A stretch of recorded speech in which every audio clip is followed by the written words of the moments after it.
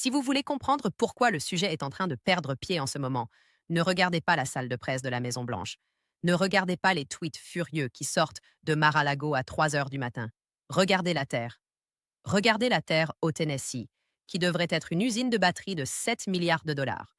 Et maintenant, regardez la Terre en Ontario, au Canada, où cette usine va être construite.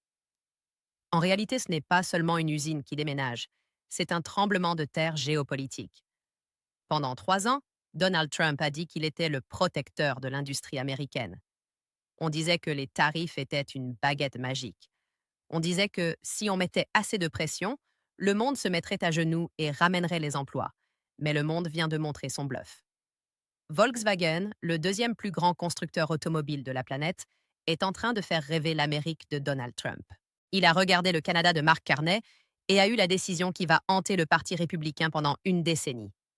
Ne cherchez pas les menaces bruyantes. Cherchez la stabilité tranquille. Pendant que Trump est occupé à menacer d'un impôt de 25 sur tout ce qui traverse la frontière, Mark Carney était occupé à signer les documents sur le plus grand vol industriel du 21e siècle. Carney n'a pas crié, n'a pas menacé d'une guerre commerciale, il a simplement ouvert la porte quand Trump a claqué la sienne. Et maintenant, des milliers d'emplois manufacturiers bien rémunérés, des emplois qui avaient été promis aux travailleurs américains, se dirigent vers le nord.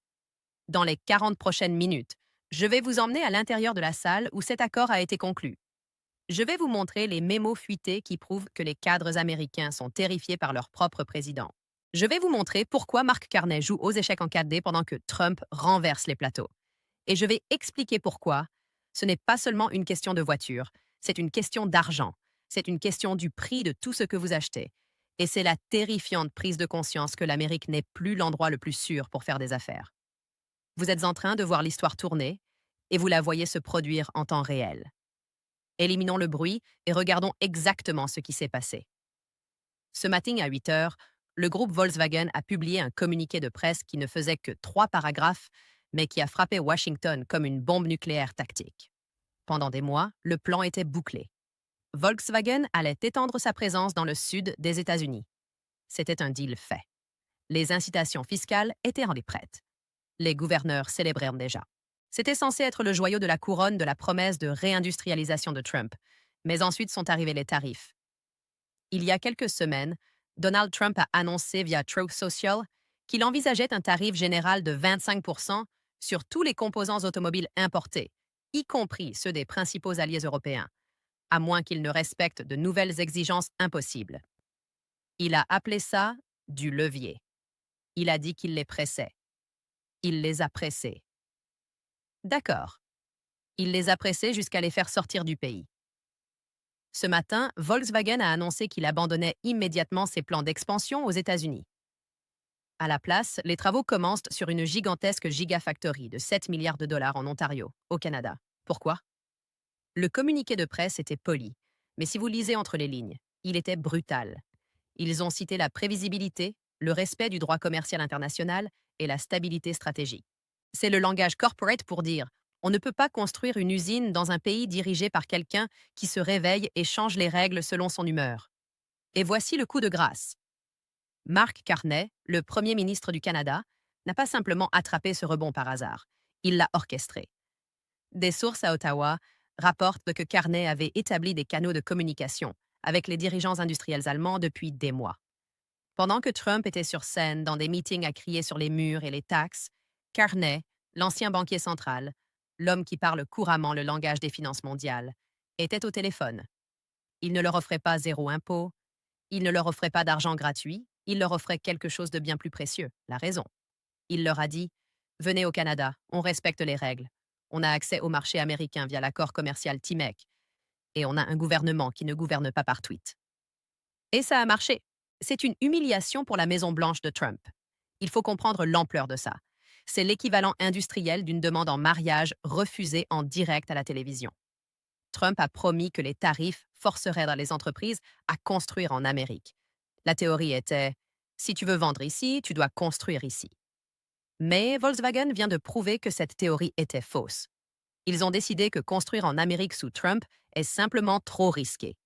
Ils préfèrent faire construire au Canada, un pays qui respecte l'état de droit, et tenter leur chance en envoyant les voitures vers le sud, plutôt que de risquer que leur chaîne d'approvisionnement soit prise en otage par un président qui traite le commerce mondial comme un racket mafieux. Alors, qui a fait quoi? Trump a menacé, Carney a écouté, Volkswagen a déménagé et le travailleur américain s'est retrouvé les mains vides. On ne spécule pas ici. On présente des preuves. Regardons les reçus qui prouvent que ce n'était pas un accident.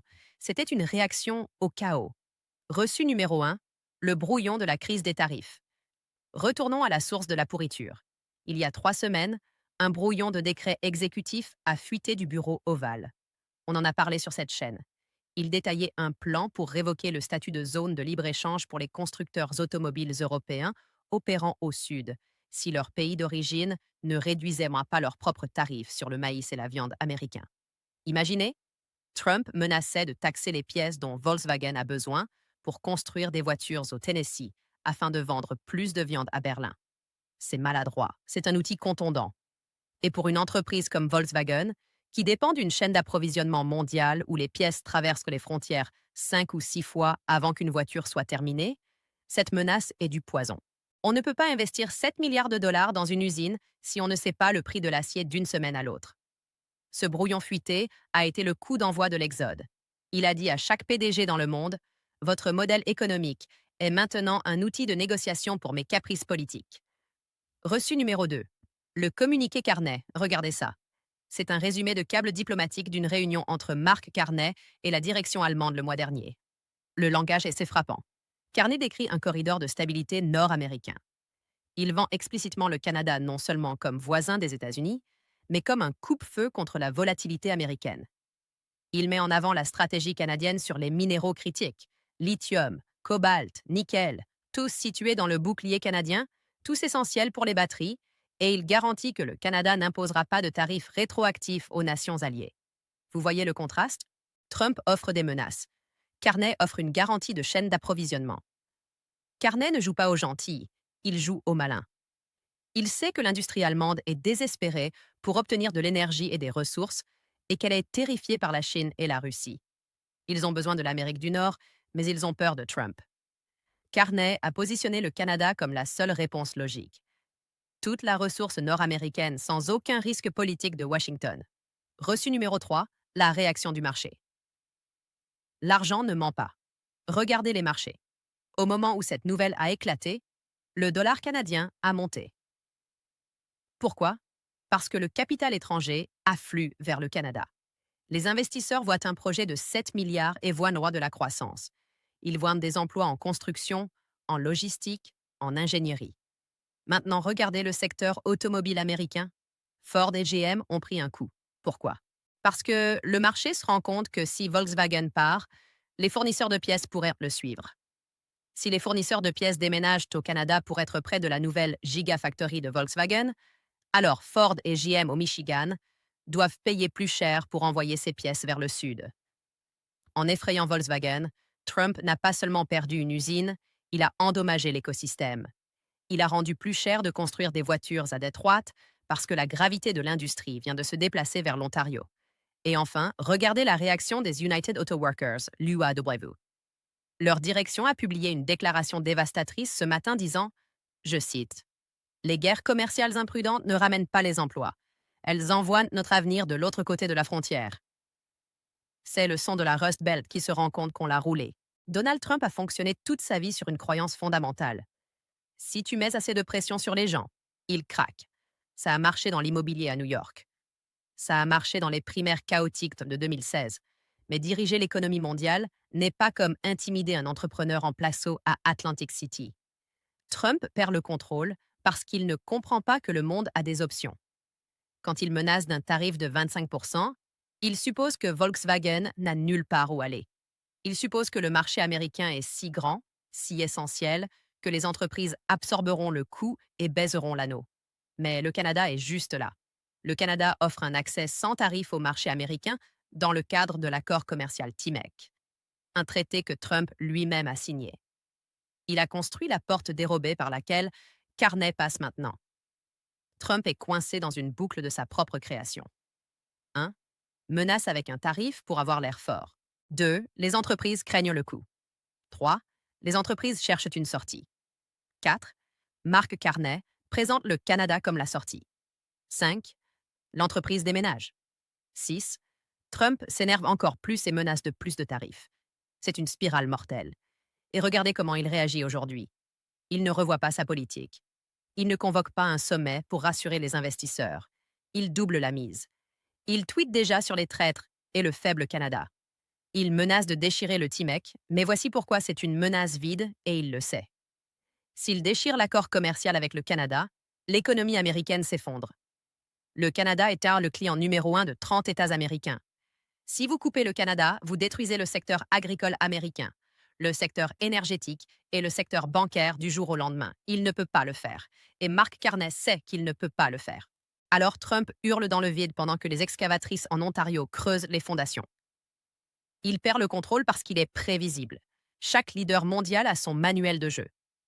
Maintenant, ils savent que s'ils attendent ou le contournent, ils trébuchent sur ses propres lacets. La partie terrifiante pour vous si vous vivez aux États-Unis, c'est que tant que Trump est au pouvoir, le capital s'en va.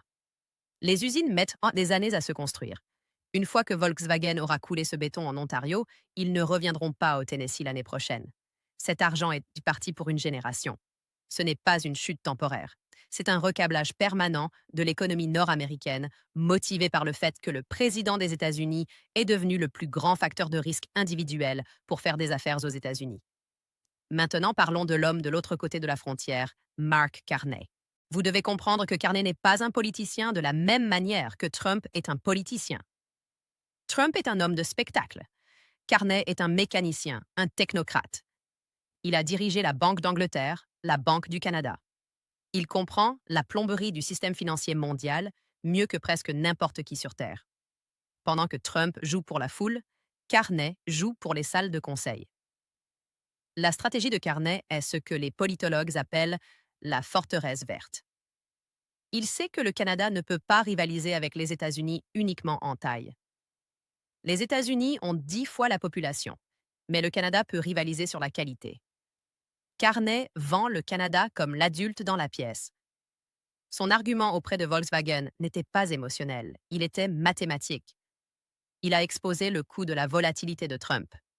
Il a calculé la prime de risque de faire des affaires dans une Amérique MAGA et leur a ensuite montré la réduction canadienne. « Venez ici, dit-il. Nous avons de l'énergie propre grâce à l'hydroélectricité. Nous avons les minéraux critiques dont vous avez besoin pour les batteries. Nous avons un système juridique qui ne saisira pas vos actifs parce que le Premier ministre a fait un cauchemar. Il arme la stabilité et notez sa rhétorique. Il n'insulte pas Trump. Il ne s'engage pas dans une guerre sur Twitter. Quand on lui a demandé ce matin à propos de l'accord avec Volkswagen, Carney a simplement dit « Le Canada est ouvert aux affaires et nous sommes fiers d'être un partenaire fiable dans un monde turbulent. » Un monde turbulent. C'est un poignard canadien poli directement dans le cœur de la Maison-Blanche de Trump. Il dit au monde « Le chaos est là-bas. La solution est ici. » Carney construit une coalition des volontaires. Il aligne le Canada avec l'Allemagne, le Japon, le Royaume-Uni. Il crée un réseau commercial qui entoure la toxicité de Washington.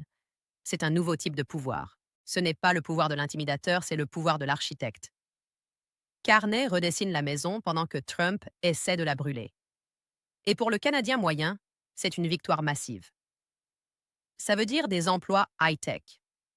Ça veut dire que l'économie se diversifie au-delà de simplement vendre du pétrole brut aux États-Unis. Ça veut dire que le Canada devient une superpuissance manufacturière à part entière, pas juste une succursale de l'Amérique. Alors, qu'est-ce que ça veut dire pour vous? Si vous regardez ça depuis les États-Unis, vous devriez être inquiet. Cet accord avec Volkswagen est le canari dans la mine de charbon. Si Volkswagen, un géant allemand massif et lent, est assez agile pour esquiver Trump, n'importe qui peut le faire. On regarde le potentiel de vidange du renouveau industriel américain. Biden a essayé de le construire avec la loi sur la réduction de l'inflation. Trump l'a démoli avec des menaces tarifaires. Quand les entreprises partent, la base fiscale part. Quand la base fiscale part, les écoles s'effondrent. Les routes ne sont pas réparées. Et vos impôts fonciers augmentent pour combler la différence. Ça veut dire que la prochaine fois que vous irez acheter une voiture, elle pourrait être plus chère parce qu'elle doit être importée du Canada. Et si Trump applique un tarif dessus, c'est vous qui payez cet impôt, pas Volkswagen. C'est le sale secret des tarifs. Les entreprises ne les payent pas. C'est vous qui les payez. Si Trump met un tarif de 25% sur les Volkswagen fabriqués au Canada, le prix de cette voiture vient de grimper de 10 000 $ pour vous. Pour le monde, ça signale la fin de l'hégémonie économique américaine. Pendant 70 ans, les États-Unis étaient le centre du système solaire. Tout le monde tournait autour de Washington. Mais Carney vient de démontrer qu'on peut prospérer en tournant près de Washington sans être à Washington. Il démontre qu'on peut utiliser la proximité du marché américain sans se soumettre à la folie politique américaine. C'est un signal pour le Japon. Toyota regarde. Honda regarde. S'ils voient que Steve voit que ça marche en Ontario, est-ce qu'ils vont construire leur prochaine usine en Alabama ou est-ce qu'ils vont regarder la carte, voir la stabilité au Canada et se diriger aussi vers le nord? On regarde la ceinture de rouille potentiellement s'étendre. Et cette fois, ce n'est pas à cause de la main-d'œuvre bon marché au Mexique. C'est à cause du leadership intelligent au Canada. Je veux que vous regardiez un moment précis de la conférence de presse à St. Thomas aujourd'hui. Le PDG de Volkswagen, Oliver Blum, était au podium. Derrière lui, le drapeau canadien et le drapeau allemand étaient entrecroisés. Un journaliste lui a demandé: le climat politique aux États-Unis a-t-il été un facteur dans cette décision? Normalement, les PDG esquivent ça. Donnent une non-réponse.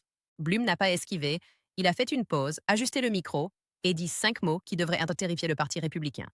Il a dit: le capital va là où il est bienvenu. Il n'a pas mentionné le nom de Trump. Il n'en avait pas besoin. Le silence après cette phrase était plus fort que n'importe quel discours de meeting. Le capital va là où il est bienvenu.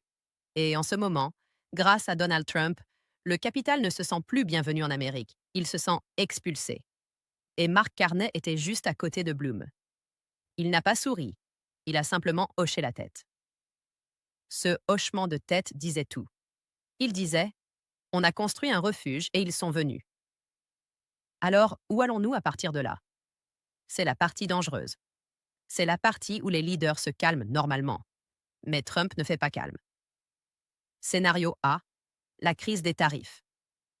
Trump va probablement se réveiller demain et annoncer un impôt punitif sur les pièces automobiles canadiennes.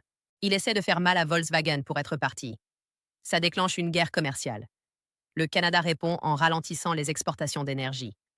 Le nord-est des États-Unis voit les prix de l'électricité grimper. Ça devient laid rapidement. Scénario B, la fermeture de la frontière. Trump pourrait ordonner des inspections renforcées à la frontière pour ralentir les marchandises canadiennes. On l'a déjà vu. Des camions bloqués sur des kilomètres au pont Ambassadeur. Ça fait mal au Canada, oui, mais ça paralyse l'industrie automobile américaine en quelques jours. Les usines américaines fonctionnent en juste à temps. Si une pièce est coincée à la frontière pendant 48 heures, la chaîne de montage s'arrête. Trump étranglerait ses propres électeurs pour contrarier Carney. Scénario C, l'effet dominant. C'est le résultat le plus probable à long terme. D'autres nations voient le Canada comme la zone sûre. On voit une avalanche d'investissements vers l'Ontario et le Québec. Les États-Unis entrent dans une période de stagnation isolationniste, pendant que le Canada entre dans une ère dorée d'industrialisation. Carney connaît les risques, il prépare déjà l'économie canadienne au choc. Il construit des réserves de liquidités. Il aligne le soutien de l'UE. Il parie que Trump aboiera, mais ne mordra pas assez fort pour détruire l'économie américaine. C'est un risque calculé, mais Carney est un homme qui calcule le risque pour gagner sa vie. Le départ de Volkswagen des États-Unis vers le Canada n'est pas juste une histoire d'affaires, c'est un verdict. C'est un verdict sur 2 visions différentes de l'avenir. Une vision est en colère, réactive et obsédée par le passé. Elle construit des murs et brûle des ponts. L'autre vision est froide, stratégique et tournée vers l'avenir. Elle construit des usines et signe des traités. Donald Trump a essayé de rendre l'Amérique redoutable. Il l'a rendue peu fiable. Mark Carney a essayé de rendre le Canada indispensable. Et aujourd'hui, 7 milliards de dollars allemands sont allés sur son compte bancaire comme s'il l'avait enregistré. L'usine du Tennessee se retrouvera avec un terrain vague. L'usine ontarienne construit les voitures de demain et le peuple américain se demande si on va plus loin chez nos voisins américains. Je veux vous entendre. Mark Carney est-il un génie pour avoir volé cet accord ou Trump l'a-t-il provoqué? Le Canada pourrait-il vraiment survivre si Trump décide d'aller nucléaire à la frontière? Et vous, êtes-vous américain? Comment vous sentez-vous de voir des emplois promis partir au nord à cause de l'ego de votre président? Dites-le moi dans les commentaires. Je les lis tous. Cette chaîne suit la rupture entre les États-Unis et le Canada tous les jours. Les médias conventionnels dorment au volant sur ce sujet. Nous non. Cliquez pour vous abonner, appuyez sur la cloche. Vous avez besoin de savoir ce qui vient après, parce que je vous promets que la réponse de Trump va être légendaire et elle ne sera pas silencieuse.